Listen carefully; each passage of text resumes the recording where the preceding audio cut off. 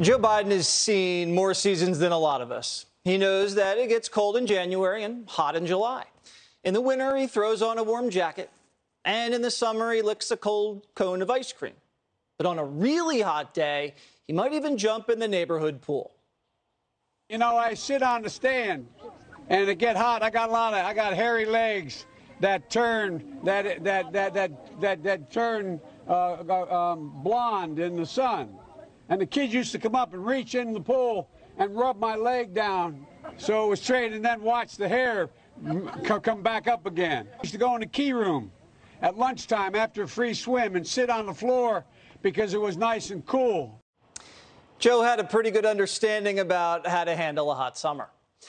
Biden was never concerned about global warming. He was Delaware's senator for 4 decades, a state run by corporate America, not by Joe Biden. Delaware doesn't have a single offshore wind turbine and gets over 90% of their energy from natural gas. Joe hasn't installed a single solar panel on either of his homes. And he definitely doesn't drive an electric car. Sounds good.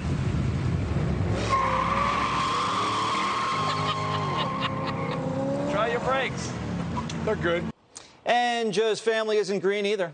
Hunter and Jimmy the Chin were making money from oil and gas over in Ukraine and China. It wasn't solar panel money they were making. The 10 they were holding for the big guy, that was made by fossil fuels. But as we told you last night, Joe isn't a smart man and doesn't have a mind of his own. The president does whatever's popular in his party at the moment. In order to stop the party from totally abandoning him, Joe may now be declaring a national climate emergency. Not because he wants to or thinks we need to, but because the Democrats are making him. President Biden has been so delayed in terms of moving forward on the executive actions that we desperately need him to be doing on climate change. Climate change is real. We can see it in the extreme weather that's taking place all over the globe. I think the global situation is an emergency.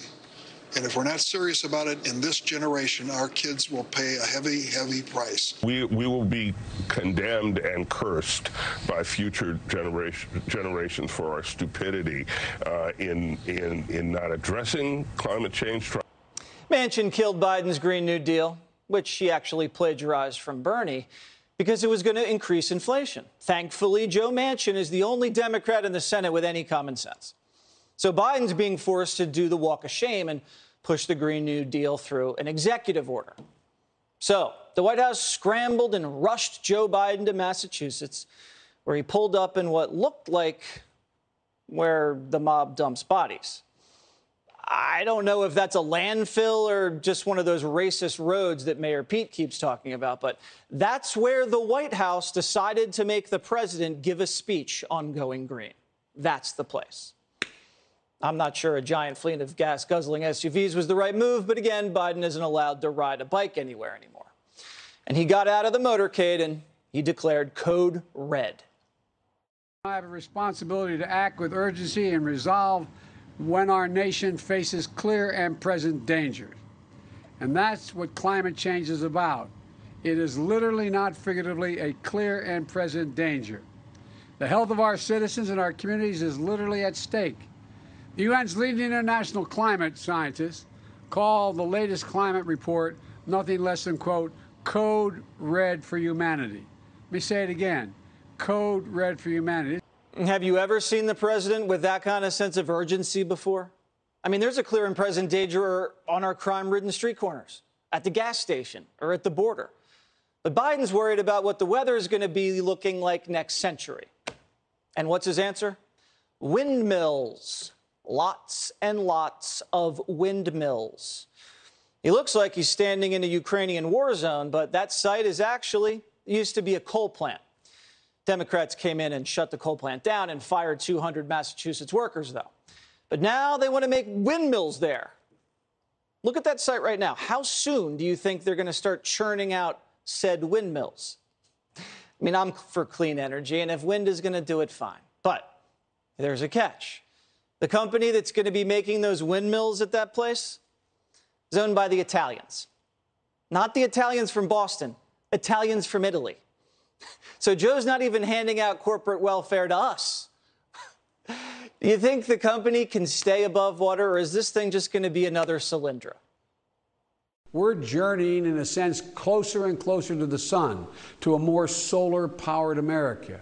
And as we do, we're leaving a shadow of a less efficient, more damaging past behind us. And I'm really happy, along with the Secretary, to announce today that we've closed a $535 million loan guarantee for Solyndra. And shortly after Biden and Obama handed over your cash to Solyndra, they went under. No solar panels, no refunds, poof, $500 million gone. But the Democrat donors were first in line to recoup the money. You would think Joe might have learned his lesson by now, but it's hot in England, so Joe says this is a crisis in America, and he's going to bypass Congress to regulate and spend. So let me be clear. Climate change is an emergency. And in the coming weeks, I'm going to use the power I have as president to turn these words into formal, official government actions through the appropriate proclamations, executive orders, and regulatory power that a president possesses. When it comes to fighting for climate change, I will not take no for an answer. As we told you, Joe's never cared about climate change. This is Bernie's plan. And why hasn't Massachusetts gone green already? Aren't they run by a bunch of liberal Democrats? The state of Massachusetts, you ready, gets less than 1% of its energy from renewables. The rest of it's natural gas, nuclear, and coal. So what's been stopping Massachusetts for the last decade for going green? Well, pretty much everything. You cannot power the state with windmills. It just doesn't work. Solar panels work where it's hot and flat in the Southwest. Hydro works where there's a lot of water, like in the Northwest. And windmills work where it's flat, wide open, and windy. And by the way, it takes hundreds of thousands of gallons of oil to maintain the windmills. This economy can't survive on green energy alone. Electric cars are expensive, and there aren't enough charging stations. And if you can find a plug, you'll probably be waiting in line for quite some time. In Texas, they told Tesla drivers to avoid charging their cars because they were overloading the power grid. Green technology is just not ready for prime time. But Mayor Pete says they're going to try to force it through anyway, because this is what the transition looks like. When wind and solar won't power the homes in Europe, how do we not use hydrocarbons to make sure that near term these people aren't either freezing or dying from the heat? So how do you declare, how do you declare a climate crisis in the middle of an actual weather crisis? This is what a transition looks like, right? This is exactly the challenge that we're living through. You can't flip a switch. You can't do it overnight. There's a clear understanding that when it comes to the climate, we're running out of time. We're going to be able to change the weather the climate between now and 2030 with what China. Well, we've changed the climate between 2010 and now, and not in a good way. If Joe thinks this is going to win him voters, he's dumber than we thought. There's a reason America rejected Bernie twice. Only 1% of people say global warming is a concern. 1%. Certain parts of the world will get a tiny bit warmer, but the United States will be just fine. We're getting a lot of the boy who cried wolf vibes now. In 1971, experts told the Washington Post that a new ice age would be here in the next 50 years. Well, it's 51 years later, and it's hot and sunny here in New York. In 1989, the UN warned that rising seas would obliterate nations if global warming wasn't reversed by the year 2000. Has Japan gone underwater like Atlantis? No. And in 2004, the Pentagon told Bush that climate change is a bigger threat than terrorism, and Britain would feel like Siberia by 2020. Got it.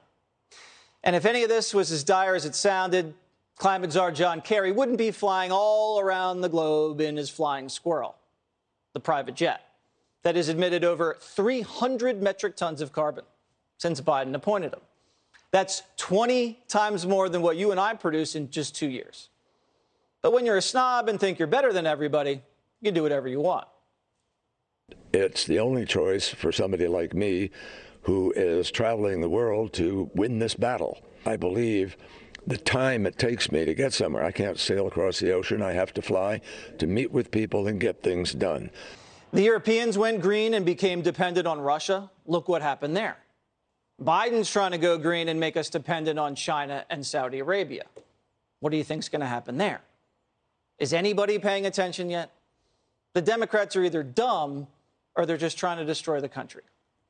We report, you decide.